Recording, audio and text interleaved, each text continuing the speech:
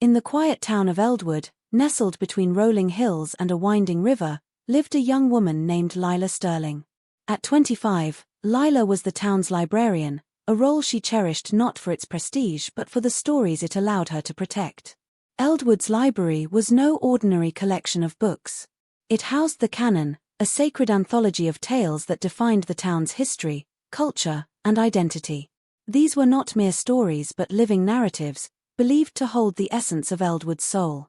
Lila had grown up hearing about the Canon from her grandmother, Ilara, who had been the librarian before her.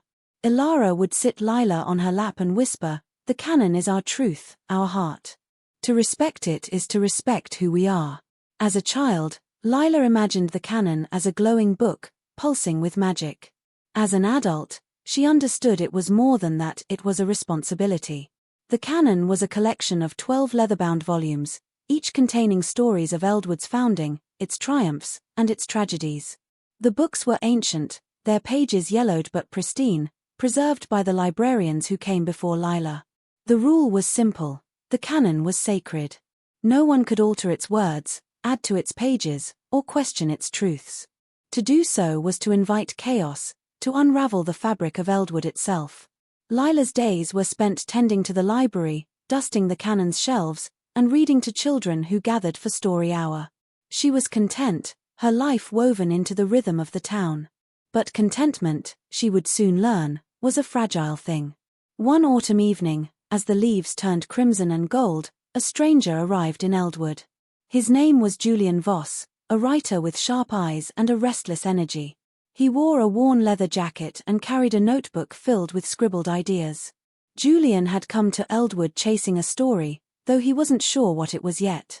He had heard rumors of the Canon, whispered in literary circles as a relic of a bygone era, a collection so revered it bordered on myth.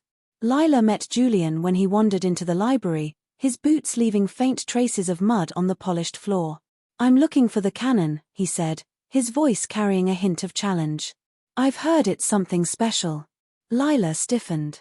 Outsiders rarely asked about the Canon, and when they did, it was with reverence.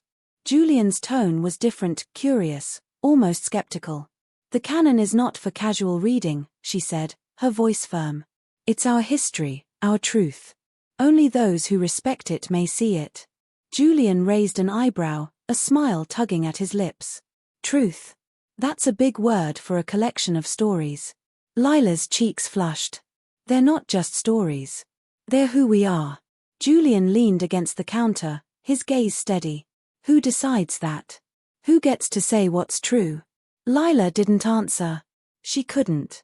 The question lingered in her mind long after Julian left, promising to return. Julian did return, day after day, each visit chipping away at Lila's certainty. He asked questions she had never considered. Why was the Canon untouchable? Who wrote it? What if it was wrong? His words were like pebbles dropped into a still pond, sending ripples through her thoughts. At first, Lila resisted. She quoted her grandmother's teachings, recited the rules of the Canon, and defended its sanctity. But Julian was relentless, not with malice but with a genuine desire to understand. He shared stories of his own, tales from distant cities, cultures that clashed and blended, histories rewritten by those who dared to question. "Stories aren't static," he told her one evening, as they sat in the library's reading room. "They evolve. They breathe. Locking them away is like caging a living thing." Lila wanted to argue, but she couldn't deny the spark of curiosity his words ignited. She began to notice inconsistencies in the Canon, small details that didn't align, dates that seemed off, characters whose motivations felt incomplete. She had always dismissed these as quirks, but now they gnawed at her. One night, unable to sleep, Lila crept into the library and opened the first volume of the Canon. The story was familiar, the founding of Eldwood by a group of settlers led by a man named Amos Crane. According to the Canon, Amos was a hero, a visionary who united the settlers against all odds.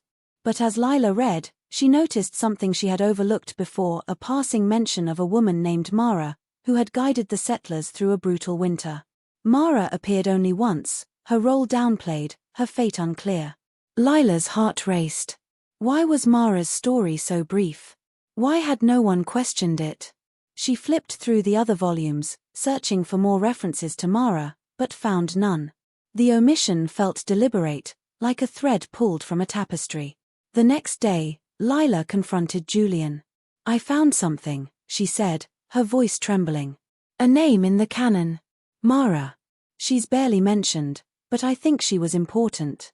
Julian's eyes lit up. "That's how it starts," he said. "One question, one crack in the foundation. Keep pulling at that thread, Lila." Lila's search for Mara became an obsession. She pored over the canon, cross-referenced it with other records in the library, and even dug through old town archives.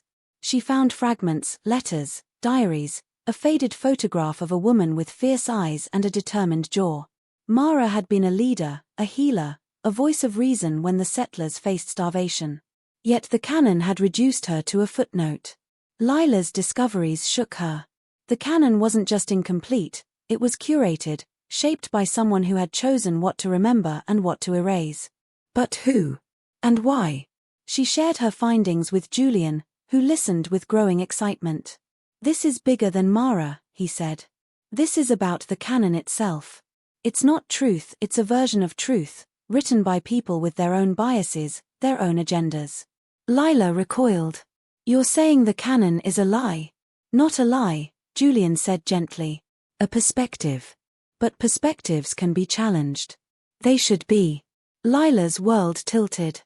The canon had been her anchor, her guide. To question it was to question everything: her grandmother, her role as librarian, her identity. Yet she couldn't stop. The more she learned about Mara, the more she felt a connection to her, a woman whose story had been silenced. Word of Lila's research spread through Eldwood.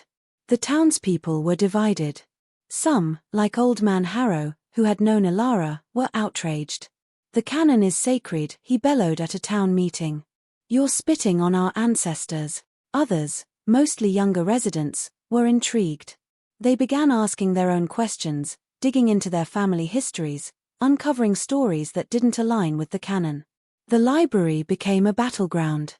Lila received anonymous letters, some praising her courage, others accusing her of betrayal. One night, someone threw a brick through the library's window, the word heretic scrawled across it in red paint. Lila was shaken but undeterred. She felt Mara's presence, a quiet strength urging her forward. With Julian's help, she began writing Mara's story, piecing together the fragments she had found. It was a story of resilience, of a woman who had saved Eldwood but was erased to preserve Amos Crane's legacy. As Lila's work neared completion, the tension in Eldwood reached a breaking point. The town council, led by Harrow, demanded that Lila cease her research and destroy her writings. "You're tearing us apart," Harrow said, his voice heavy with sorrow. "The canon unites us.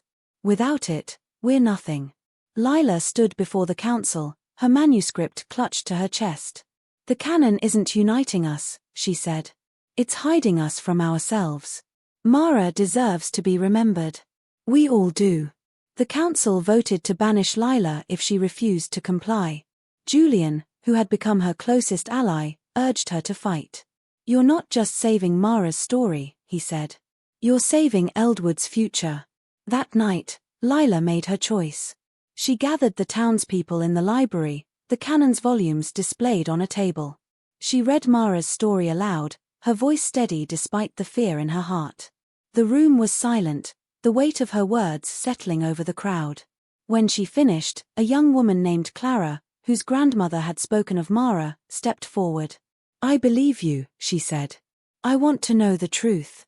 One by one, others joined her. They shared their own stories, tales of ancestors overlooked by the canon, of lives that deserved to be remembered. The library, once a shrine to the canon, became a space for new voices, new truths. Harrow and the council relented, not out of agreement but because they saw the tide turning. The canon remained, but it was no longer untouchable. Lila proposed a new volume, one that would include Mara's story and others like it, a living canon that could grow with Eldwood. Years passed, and Eldwood changed. The library became a hub of discovery, where people came to share and record their stories. The canon was still revered, but it was no longer a cage. It was a foundation, one that could be built upon, questioned, and expanded. Lila remained the librarian, her hair now streaked with grey, her eyes still bright with purpose. Julian stayed in Eldwood, writing books that wove together the old and new stories of the town. They never married, but their partnership was a quiet, unspoken bond, rooted in their shared belief in the power of stories. One spring morning, a young girl named Ilara, named after Lila's grandmother, visited the library. She asked Lila why the canon mattered. Lila smiled, remembering her own childhood questions. "The canon is our past," she said. "But respecting it doesn't mean worshipping it. It means listening to it, questioning it, and adding to it. That's how we grow." Ilara nodded, her eyes wide. "Can I write a story for the canon someday?"